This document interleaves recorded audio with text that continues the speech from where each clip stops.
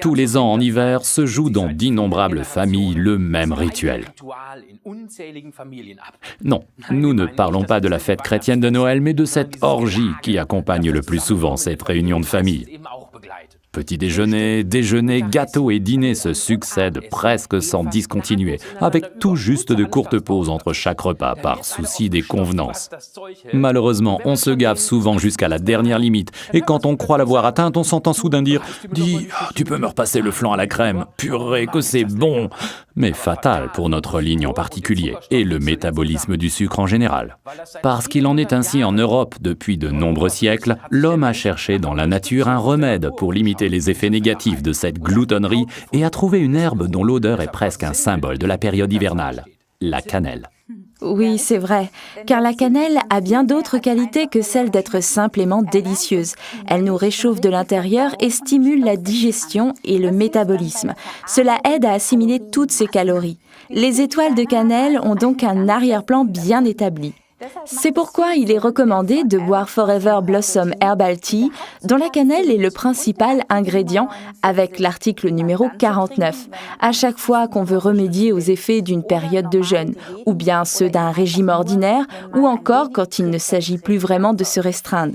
Découvrez grâce à cette tisane pourquoi depuis 5 millénaires, les hommes font confiance à cette épice qu'on appelle la cannelle. Dans notre tisane Herbal Blossom, seule la saine et très onéreuse cannelle de Ceylan est utilisée. En effet, il existe aussi la casse de Chine. Très bon marché, mais moins bénéfique pour l'organisme. D'ailleurs, on la trouve souvent en prêt à commencer. Alors il faut mieux rester en bonne santé en faisant soi-même ses gâteaux. Mais voilà, maintenant l'ingrédient principal qui donne son nom au Aloe Blossom Herbal Tea, les fleurs de l'aloès. Ces fleurs légèrement basiques sont les bienvenues après une journée stressante et saturée en acidité. Mais en ce qui concerne cette tisane, la sagesse des plantes est loin d'être épuisée, car dans les sachets fermés hermétiquement se trouvent des zestes d'orange odorants, des clous de girofle, des feuilles de ronces, du fenouil, du gingembre, de la cardamome et de la camomille. Cette mixture contient des huiles essentielles légèrement stimulantes et volatiles, ce qui explique le conditionnement unitaire. Si on prend le temps de s'informer sur Internet à propos de ces plantes, on se rend compte qu'en l'occurrence, on est tombé sur un véritable filon. Et on s'aperçoit aussi que l'on ne retrouve pas ces épices dans les plats de Noël seulement pour de simples raisons de goût. C'est pourquoi l'Aloe Vera Blossom Tea, article numéro 49, est stimulant, même sans caféine. Sur l'emballage, on indique un sachet par tasse. Ceux qui aiment un goût intense y trouveront leur bonheur. Mais nous deux préférons la boire dans 1 litre d'eau.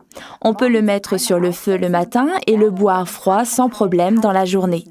Dans les mois chauds d'été, on peut en faire un délicieux punch aux fruits avec un mélange aux myrtilles ou aux framboises congelées qu'on peut trouver au supermarché. C'est exactement ce qu'il faut pour votre prochaine fête en plein air. Mais la meilleure, la plus délicieuse des recettes pour les mois froids de l'hiver vient d'Ilse Paulsen, cadre supérieur de 78 ans vivant dans le nord de l'Allemagne. Son tuyau, un sachet d'Aloe Blossom Herbal Tea dans un thermos avec une tranche de pomme et un doigt de rhum. Là, il n'y a pas que la cannelle et le gingembre qui réchauffent. Résumons-nous. Grâce à sa mixture de plantes, l'Aloe Blossom Herbal Tea référence 49 stimule le métabolisme sans caféine. Il accompagne les régimes ou après de grandes bouffes.